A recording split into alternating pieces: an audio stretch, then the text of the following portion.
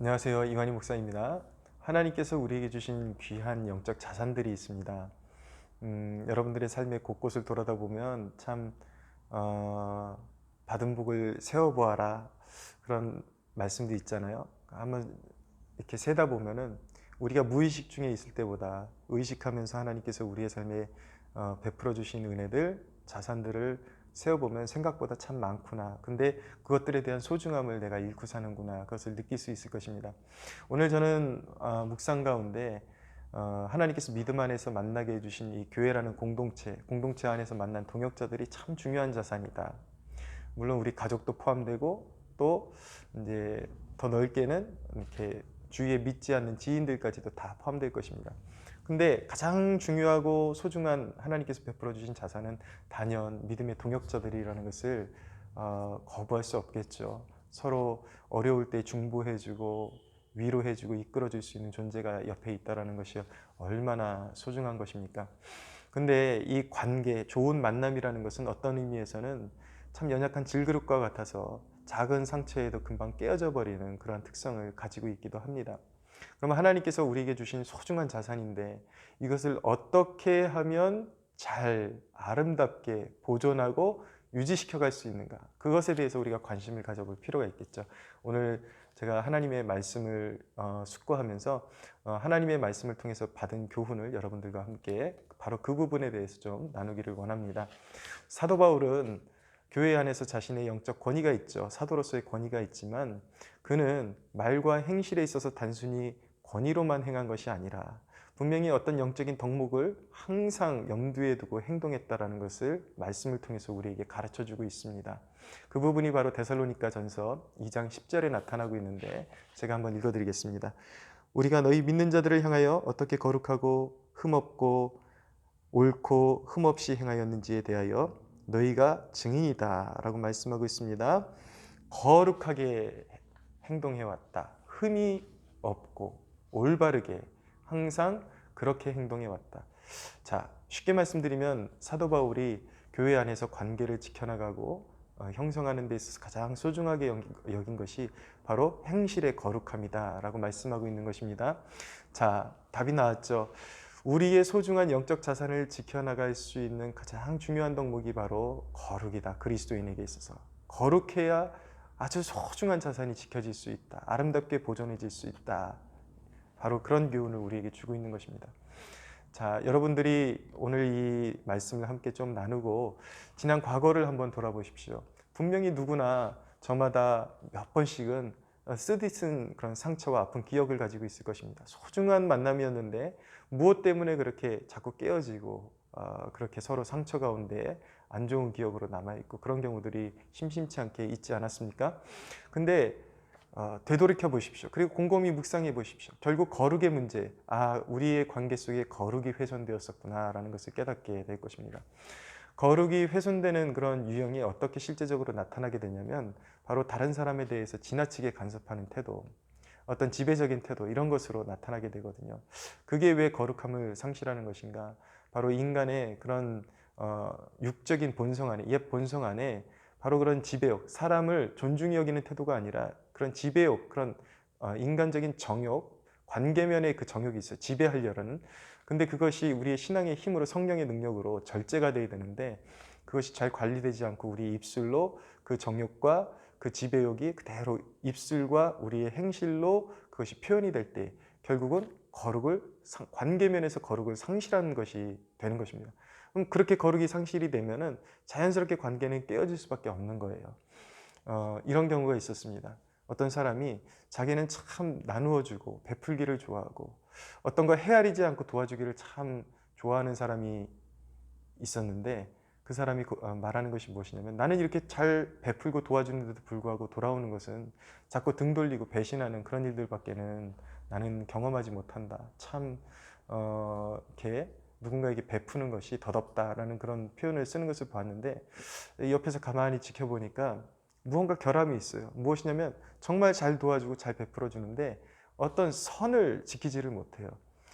관계면에서 거룩함을 지킨다라는 것을 좀 세상적인 용어로 다시 풀어서 설명을 드리자면 적절한 선을 지킨다라는 그런 말로 표현을 할 수가 있을 것 같습니다. 선을 넘는 거예요. 그것은 무엇이죠? 어떤 섬김과 상대방을 존중하는 마음보다 지배욕으로 상대를 대하고 있는 것입니다. 그러니까 상대방이 구체적으로 어떤 조언을 구하지 않았음에도 불구하고 상대방이 겪고 있는 상황에 대해서 지나치게 판단하고 자기 뜻대로 판단하고 조언을 해주는데, 조언을 해주는 것이 아니라 꼭 나를 위해서 대신 살아줄 수라도 있을 것 같이, 그리고 이 사람이 가지고 있는 어떤 하나님의 부르심이 자기 자신과 정 다르다라는 것을 인정하지 못하고 계속해서 자기 뜻대로 자꾸 이렇게 푸시하면서 자기의 뜻을 관철하려고 그럴 때에, 그러면 어떻게 되냐면 자유를 박탈을 당하는 느낌을 받게 돼요, 상대가. 그러니까 싫은 것이죠. 그러니까 세상에 있는 은과 금을 다 갖다 줘도 싫은 건 싫은 것입니다. 자유를 박탈당한다는 것은 그만큼 중요한 일인 것이죠. 그래서 자꾸 습관 중에 상대방을 어떤 이렇게 좀 낮추려고 하거나 어떤 지배욕을 가지고, 본인은 제일 무서운 경우는 제가 경험해 보니까 내가 당신을 섬겨주기를 원한다라고 이렇게 다가오는 경우도 있었는데, 그 섬긴다라는 그 말 자체도 자기가 원하는 대로 상대가 따라주지 않으면, 내가 섬기기를 원하는데 상대가 내가 원하는 대로 그렇게 반응해 주지 않으면 상대를 굉장히 이렇게 푸시하고 이렇게 압력을 가하는 그런 경우들이 있는데, 사실은 이것은 섬기는 것이 아니라 지배욕을 표출하는 것입니다. 근데 좋은 말로 섬김이라는 그런 말로 바꿔서 표현을 하고 있을 뿐이죠.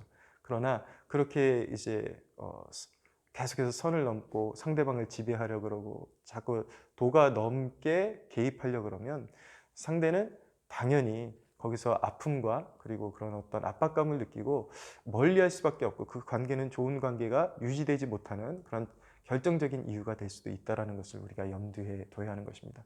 이게 거룩의 문제예요. 서로 안에 그런 거룩함을 상실했기 때문에 관계가 깨지는 것이죠.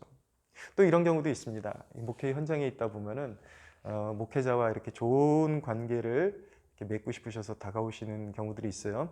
근데 목회자가 자기보다 나이가 한창 어릴 경우에 어떤 분들은 오셔가지고, 아이고 목회자가 내 손주 나이네, 내 뭐 아들 나이네, 내 조카랑 나이가 똑같네, 뭐 이런 식으로 이제 대하는 거예요. 거기에 분명히 좋은 마음도 있다라는 것을 압니다. 친근해지고 싶지만, 그러나 그 마음의 본연에 상대방을 영적인 어떤 나를 이끄는 지도자로 인정하기엔 너무 어리다라는 그런 이제 내면의 그런 어떤 하대하는 그런 마인드가 거기에 놓여 있는 것이죠. 근데 그것이 받는 사람이 느껴져요. 목회자가 그런 이야기를 들을 때에 이분이 무엇을 생각하고 있구나 느껴지게 되거든요. 그런데 여러분이 알아두셔야 되는 것은 무엇이냐면, 목회자가 젊다 할지라도 영적인 권위가 부정되는 순간 교회는 굉장히 그 어려움을 겪게 됩니다. 말씀의 권위가 서지 않게 됩니다. 그리고 처음에는 편하게 그렇게 말을 점점 이렇게 편하게 하기 시작하지만 나중에는 그런 어떤 영적인 리더십이 통하지 않는, 그래서 결국은 공동체가 어려움에 빠지게 되는 원인이 되기도 하는 것입니다. 그래서 디모데전서 4장 12절에 보면은 주의 종이 되기를 원하는 사람들에게 내 연수함을 업신여기지 말라라는 말씀으로 명령하고 있는 것입니다. 그러니까 그것은 내가 덕을 쌓아서 사람들에게 인정받아야 되는 권위이기도 하지만, 아름다운 공동체가 되고 아름다운 관계 형성이 되려면은 내가 지켜줘야 되는 권위도 있는 것입니다. 나에게 허락된 영적인 지도자에 대해서 나보다 조금 어리다 할지라도 그의 권위를 내 스스로 지켜줄 때에 그 관계가 더욱더 아름답게 보존될 수밖에 없는 것입니다. 우리 그리스도인들이 이 관계에 있어서 이 거룩함이 자꾸 상실되는 그 영역 중에 하나가 바로 이 대화의 영역이라고 말씀드릴 수도 있겠습니다. 우리 그리스도인들이 이렇게 오랜 동안 소그룹하고 이렇게 자신의 묵상을 말로 표현하는 법들을 이렇게 오래 하다 보면은 자연스럽게 말의 수완이 참 이렇게 좋아집니다. 그러니까 자연스럽게 말이 길어져요. 특별히 목회자들 이렇게 만나면 목회자분들이 참 말씀을 잘하십니다. 근데 일반 그런 성도분들 가운데서도 참 말을 유수하게 잘하시는 분들이 있어요. 근데 관계가 어려워지는 경우가 무엇이냐면, 대화라는 것은 서로가 주고받아야 대화가 되는 것인데, 이 그리스도인들 중에 참 그 생각보다 많이 있습니다. 그런 분들이 어떤 이야기의 어떤 주도권을 혼자만 쥐고서 상대방이 무엇을 좋아하는지, 어떤 분야에 관심을 가지고 있는지 전혀 관심을 두지 않고 자기가 말하고 싶은 것만 계속 그 이야기의 주도권을 쥐고 계속 말하는 사람들이 있습니다. 그렇게 되면은 참고 견뎌주고 처음에는 경청하긴 하지만 그 마음속에 참 대하기 힘들다라는 그런 그 생각이 자연스럽게 자리 잡게 되고 이렇게 만남이 어려워지게 됩니다. 그래서 참 부탁드리고 싶은 것은 우리가 그리스도인으로서 믿는 사람들이건 누구건 대화를 나눌 때에 항상 내가 어느 정도 이야기를 했으면 상대방에게 의견을 묻는 시간도 좀 주십시오. 그리고 상대방이 가지고 있는 관심이 무엇인지, 요즘 어떻게 살고 있는지 그런 것 좀 물어봐 주세요. 좀 이야기하고 나면 좀 물어봐 주고, 그리고 이야기 받아서 질문 받아서 대답해 주고, 이렇게 돼야지 이제 그 이야기가 굉장히 즐거움이 생기잖아요. 그래야지 감정적으로 서로 좋은 감정이 생기고 또 만나고 싶어지는데, 그렇지를 않은 경우가 참 많아요. 그래서 우리 그리스도인들이 참 말을 잘하는 것은 좋지만 항상 상대방을 배려하는 데 있어서 더 신경 써야 되는 부분이 있지 않나. 그런 것들을 통해서 거룩함이 손실되고 점점 관계는 멀어지는 경우도 이제 생기게 되는 것입니다. 그러니까 결국은 상대방을 존중하지 못할 때, 그리고 특별히 허물없이 대하고 싶다라는 그 생각 자체는 참 좋은 것이지만, 그것을 통해서 말을 너무 가볍게 내뱉기 시작하는 순간에, 그리고 개인의 어떤 너무 사적인 부분까지 이제 간섭하고 지적하기 시작하는 그 순간에 관계는 점점 금이 가기 시작하는 것입니다. 그래서 그 억눌림 속에 참았던 사람이 어느 순간 그 울분을 한번 터뜨리기 시작하면 공동체는 갑자기 어두워지기 시작하고 삭막해지고, 그리고 분열로 이제 치닫게 되는 것이죠. 사랑하는 여러분, 오늘 우리의 소중한 그런 자산과도 같은 이 관계를 유지하는 데 있어서도 말과 행실에 있어서 거룩함이 필요하다. 가장 중요하다. 적정선에서 참 우리가 친밀해지는 것도 중요하지만 상대방을 존중하는 선에서 항상 어느 선을 넘지 않는 그러한 어떤 항상 그런 거리 유지, 이런 것도 적정한 거리를 유지하면서 진정한 필요를 나눠주고, 이런 자세가 참 필요하다라는 것, 우리가 이것을 기억하기를 원합니다.